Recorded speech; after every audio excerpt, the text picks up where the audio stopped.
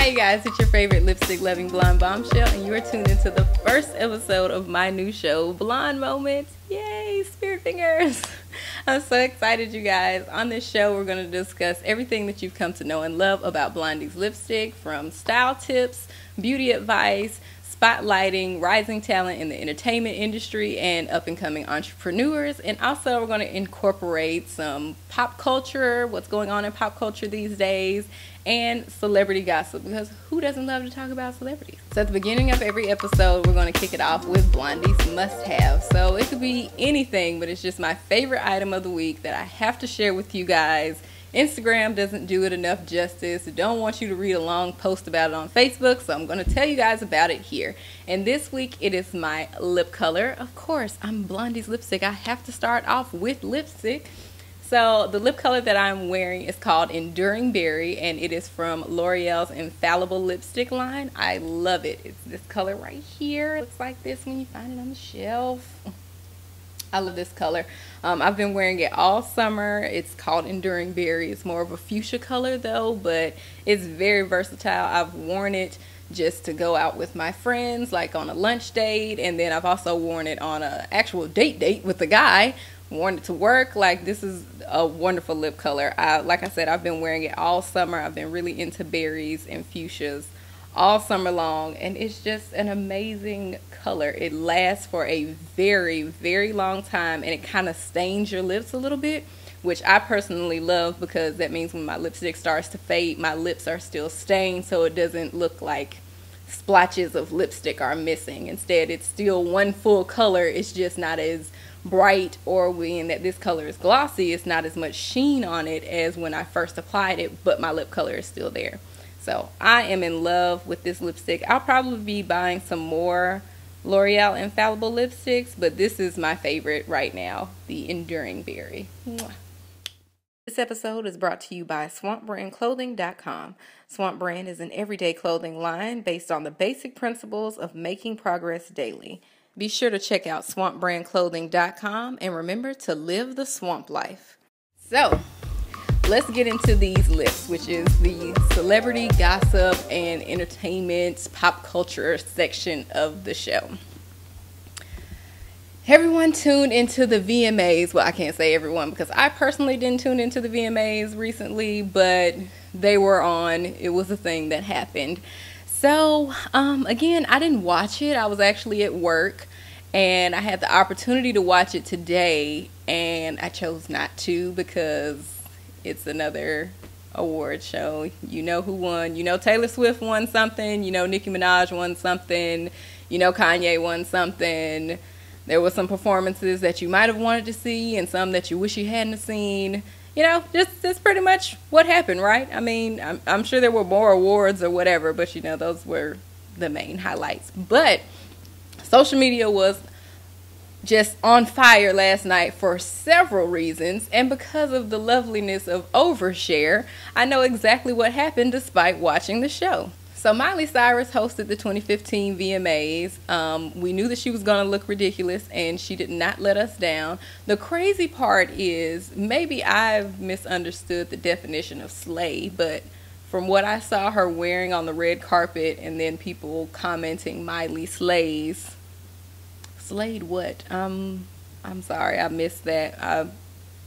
Might be something in my eye, but I didn't catch that. And not to say that you need to be super curvaceous, because Lord have mercy, I saw Kim Kardashian on that red carpet, and I promise you, I saw her, and the first thing that came out of my mouth was, God damn, because what woman? I know that you're pregnant and that you're going to get big because you're pregnant, but are you still getting like ass injections while you're pregnant?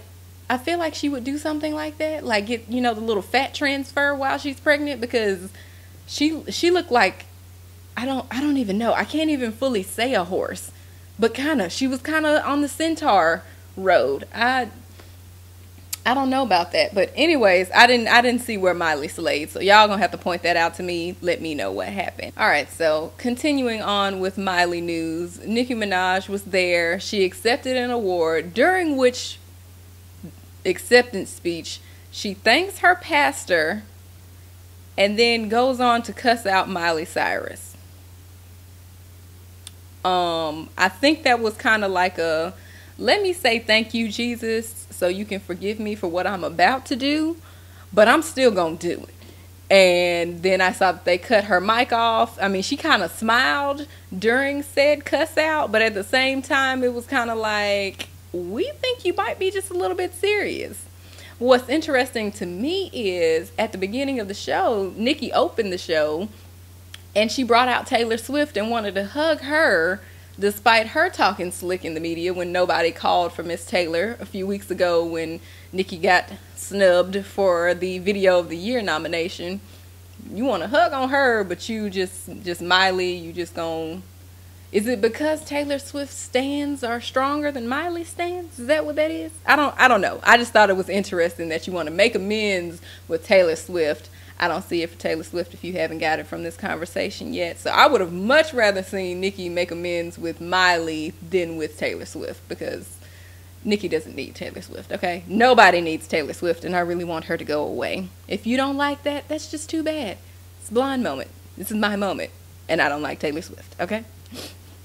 Another thing that happened was Mr. Kanye Titter, aka Mr. West, decided to go on stage and give some bumbled speech talking about a whole bunch of random things, and in the end he announced that he would be running for president in 2020. Drops mic and walks off stage, literally. I don't even feel a type of way about this, because if anyone is disappointed, all they can do is just turn and point fingers at Mr. Donald Trump, because you opened the door to the circus, which Kanye might actually be a decent president. We may never know. I don't know if we will ever know, because I kind of don't want to know. But regardless, Donald Trump came in and he's doing all kinds of tricks just to keep our attention, and I mean, it is working. It is getting a lot of attention to the presidential race, but at the same time he's making himself look completely ridiculous, and it's scary how many people actually take him serious and want to see Donald Trump for president. I've already made my statement to my coworkers and my friends, and now I'll tell you guys, if Donald Trump becomes president, I'm moving to Canada. I'm gonna just be up there. I'm gonna find me a Drake. I'm going to live happily ever after with my free health care and my mixed babies, because almost everybody in Canada is a mixed race and they are gorgeous. And I want me some gorgeous babies. I want me some little Drake babies. Why not? You know, at least I wouldn't have to deal with the foolishness that would come with the presidency of Donald Trump. But if Kanye does decide to run for president, it might not be a horrible thing, because when Diddy came with Rock the Vote, even though he wasn't running for presidency, he did get a lot of young people registered to vote, a lot of young people interested in politics. Kanye could have his own movement like that, and he may not actually run for president, but maybe he'll endorse someone and, you know, bring interest to the presidency similar to what Donald Trump is doing. Hopefully not as racist, though. Hopefully. Those were the main highlights I got from Instagram and Facebook, but perhaps I would have more if I actually watched the show, and I might watch the show later on this week, because you know they're going to air it again and again and again, but honestly it's not at the top of my list of things to do. So Bobby Beige, as Charlamagne the God likes to call him, aka Chris Brown, is in the headlines again because he got a new tattoo, and of course it wouldn't be anything normal or anything regular. He goes and gets a tattoo of what looks like a statue head or something. I'm not entirely sure what that is. And a Taurus. I guess that's a bull of some sort. I wonder, is he a Taurus? I don't know. I'm not that into Chris Brown to know his zodiac sign. Like, he fine and everything. I just don't know his zodiac sign.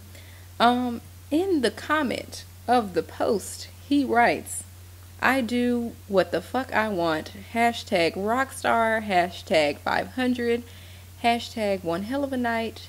Hashtag legendary nights." I just want to know what he was on that night, because I feel like you can't just wake up and decide that you want to get a tattoo on your head unless you're under the influence of something. My own personal thoughts. I could be completely wrong. I also don't have a tattoo on my head, so, you know, there's that. I don't know what he was going for with this, because I feel like he could have put it somewhere else. Because if I'm not mistaken, I haven't seen Chris Brown shirtless in a while, but if I'm not mistaken, don't his tattoos like stop right here? So it's kind of like a long sleeve crop top for his tattoos, because his arms are tattooed, so he has 2 sleeves, and then his tattoos kind of like stop right here, like they go around his chest area, and then it's just like blank stomach, blank back. You could have put that here on your ribs, across your stomach like Tupac. You could have got it on your back. Like, I don't know why the head choice. Has he been hanging out with Birdman? Because he has that big star on his head, and I don't know. He did have that song with Jamie Foxx, and Jamie Foxx has a little tattoo on his head. The good thing is that his hair is black. So, that's how we forget that Jamie Foxx has a tattoo on his head, because when he grows his hair out, you don't see it anymore. So, we can just only hope that, his hair grows fast and that we won't see this, and not that this is a sign that he's going to start doing a shaved head look, because, he could probably pull it off. I just don't want to see it, personally. I like him better with hair. You're young, you're not in your 30s, late 40s, whatever, with your hairline receding, either early or on time. You have a full head of hair. Just wear it and stop tattooing your head. Please don't touch your face. Please don't touch your face. Just don't, okay? Keeping with the Chris Brown trend, because it's like he comes in pairs. He can't just have one story in the headlines. It always has to be multiple.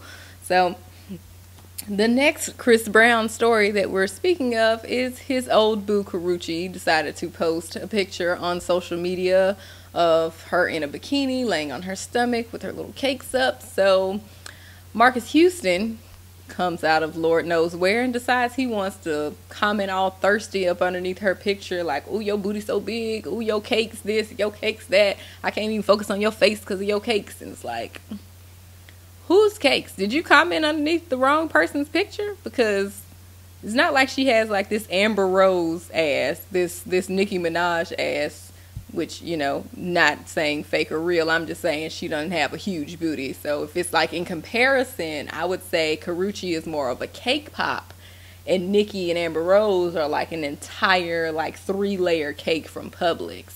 So not really sure why he decided to comment on her picture and, make all of this ruckus. And she, of course, commented with like the side eye emoji, like, "Are you trying to be funny?" Because that's a good question. What you trying to say? Then Chris Brown, always the jokester, decides to come out and say, "Go home, Roger." Which, it's kind of funny, but Chris, that's not your girl anymore. So if every man in America decides to post thirst comments up underneath her picture, there's nothing that you can do about it. Now, it just happens to be completely hilarious because it's Marcus Houston, and I don't know what type of reaction he thought he was going to get, but that seems like the one he would get to me, even if it's just randomly, "You know what? I wonder what would happen if Marcus Houston said blah, blah, blah." That's the reaction I would think would happen too. So I don't know where he came with this, why Chris Brown decided he wanted to come to Karrueche's rescue. I would like to see what Karrueche said to Chris afterwards. Hopefully nothing. Hopefully she's no longer in contact with him and Iyanla completely fixed her life. Only time will tell. Lord, I hope it tells correctly. This segment of the show is the QT&A, and that is the questions that need answers. So I have a bunch of questions from my friends. They're always asking me for advice, and then there's just different things that you see in the media that you just need an answer to why. So you guys send me your questions. If they're short enough, you can tweet me at Blondie's Lipstick, or if you have this long paragraph message that you just want to send out and get all the details into it, you can send me a message at Blondie's Lipstick Facebook page. So the question of the day comes from my friend Bree, and she's been dating this guy for a minute. They've been enjoying each other's company, but more recently he's been becoming inconsistent, where he'll tell her like, "Oh, we're going to go to dinner tonight," and he doesn't show up, or the next time he goes all out with like this super extravagant date because he missed the last one, but you shouldn't have missed the last one. Now, on one hand, it's she understands because he is missing out because of work. However, she's become accustomed to how he treated her at the very beginning of the relationship, and she says that she has needs too. So is she selfish? Before we actually discussed this, I was on the fence between you're being selfish and he's in the wrong, because on one end, yes, it is selfish because he's working. It's not like he's, out with some other girl, or he's just deciding to spend more time with his friends, smoking weed, or, playing 2K, whatever guys do when y'all hang out with each other. Instead, he's at work. He's making money. So that way, if this ends up being your husband, I don't know him, so I can't say if, God forbid or thank you, Jesus. But if this ends up being your husband, at least you know that no matter what's going on, he'll be able to provide for you guys. But on the other hand, I see the part of him being in the wrong because he started off treating you a certain way, and now that's what you expect. So women and just people in general need consistency. So if you start off being a certain type of way, you should continue to be that certain type of way. And men kind of give us flack for that all the time because they're like, oh, well, let me start off right here so that way I can build up to, the fancy dinners or whatever. Let me start off here, like we're going to meet up at Panera, or we might go to a little date at the park. We might do a little workout date or something, little build our ways up to, before we go to like Sundial and we're at the West End and, I buy you a section for your birthday. Like, we're not going to start off there, but let me build my way up to that so that way you don't expect the super expensive nice things from the beginning. But at the same time, guys, you want us to do the same thing too. I see it all over social media when they want to make jokes about, oh, when you first get with the girl, how she gets all cute and pretty when you all go to bed at night, and then as you all get into the relationship, she starts to wear whatever the hell she wants to. It's holy underwear, it's baggy t-shirts, it's nasty whatever, well, I can't say nasty, but instead of it being like cute little teddies and lingerie, instead now it's like a baggy t-shirt and a bonnet with some face cream, and y'all are like, this is not who I plan. I didn't sign up for this. I didn't plan to be laying next to this tonight. You gonna do something about that before we go to bed? I do kind of feel like it's his fault because he spoiled her at the very beginning, and now that's what she's used to. So it seems like she's being a brat, but you made her a brat. So you should continue treating her that way, or you all need to have a conversation and discuss it. Like, okay, this is how things are going to be from now on. I know this is how I did it before, and just, keep that in mind for a special treat. I may still spoil you. I just can't spoil you like I was before because I'm working now, and, I have to divide more of my time up, giving more of my time up to work than I can to you. So hope that helped you guys out. Again, if you have any Q&As that you want me to answer, send your questions to Blondie's Lipstick Facebook page or tweet me at Blondie's Lipstick. So every week I'm going to end the show with a blonde moment where I just take the time to just discuss whatever's on my heart and just get it off my chest. So this week I'm going to be talking about Brian Rudolph. If you haven't heard of him, he is a Michigan man who robbed a credit union to pay for his daughter's chemotherapy treatments. And it was a very touching story because, this father is trying to do whatever he can to pay for his child's medical bills. The insurance ran out and is no longer paying for it. He's 23 years old, so it's very unlikely that he is one of these special, multi-millionaire type young businessmen. More than likely he's working an entry-level position at a job somewhere. He's only 23, so he's not rolling in dough. So he, had a John Q moment, and he's gonna make sure that his child outlives him. And just when you thought the story was just so sweet and so beautiful that this young man wants to take care of his child, you find out that when he is arrested, the police find some LeBrons, a Gucci bag with expensive items in there and clothing accessories. So you went and bought some clothes and shoes and a Gucci bag with the money that you were supposed to be spending on your child's chemotherapy. So I just want to know, were you listening to Migos when you robbed this bank? Or Chief Keef maybe? No, because you probably would have murdered somebody if you were listening to Chief Keef.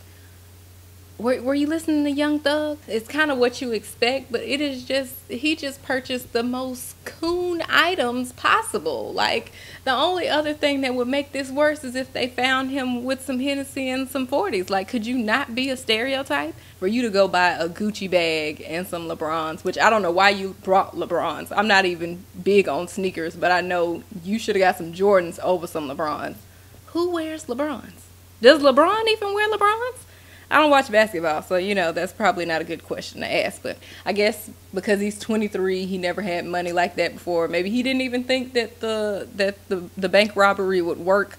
Who knows what he was thinking. But we do know that he's in jail right now, and his bond is like $500,000, so he won't be getting out anytime soon.